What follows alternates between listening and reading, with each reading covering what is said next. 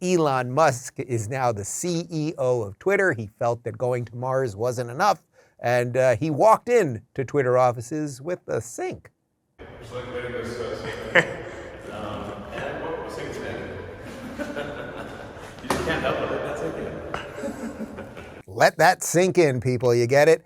Benny Johnson on Twitter, friend of the show, he was one of the first people to break that Elon Musk had fired Vijaya Gadde, the head of legal policy, trust, and safety, who made the decision to permanently suspend Donald Trump. And you guys remember her. She, of course, was the one who went on Joe Rogan's podcast with Tim Pool and pretty much dropped the ball. We should have seen all of this coming. So let's start with that. Viva, I take it.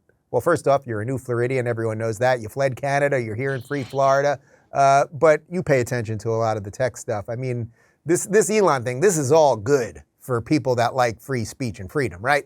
Well, okay, it's a risk. First of all, that the joke "let that sink in" makes no sense if you don't understand he's bringing a sink in. I thought it was a computer, and it took me forever to get the joke. It's an actual sink. It's porcelain, an actual the whole sink. thing. It looks good. He's certainly been walking the walk to some extent. I still have my own concerns because Elon is involved in businesses that rely on government authorization, government approvals to some extent. He's not corruption-free. He's not blackmail-free. It's conceivable he might succumb to the pressure of don't do certain things on Twitter, or we might frustrate some of your other businesses which are heavily reliant on government authorization. But so far, so good. And anything that makes AOC unhappy might be a good thing to a great many people. All right, perfect segue. So let's get to the AOC stuff, and then Malice, I want you to comment on that. So AOC, she's not happy that a billionaire is going to own Twitter. She seems to have no problem with the billionaire who owns the Washington Post, but that's a separate aside. Here's a tweet from AOC.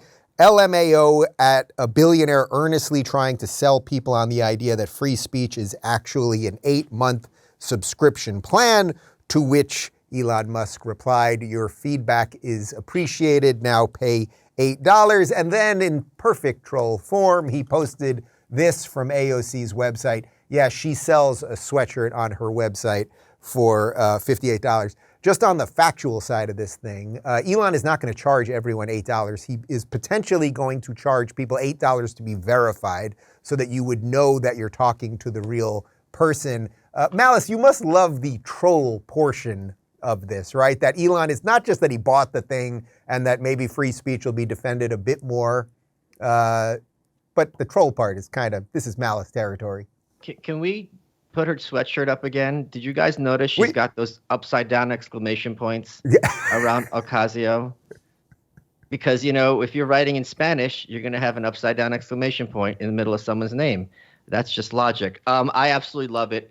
And I absolutely love that not only is Elon taking the fight to these horrible people. Another good example, Dave, was earlier in the week when Stephen King, America's favorite aging lesbian, was stamping her feet about how I'm not going to pay $20 a month to be verified. The guy's worth 9 figures.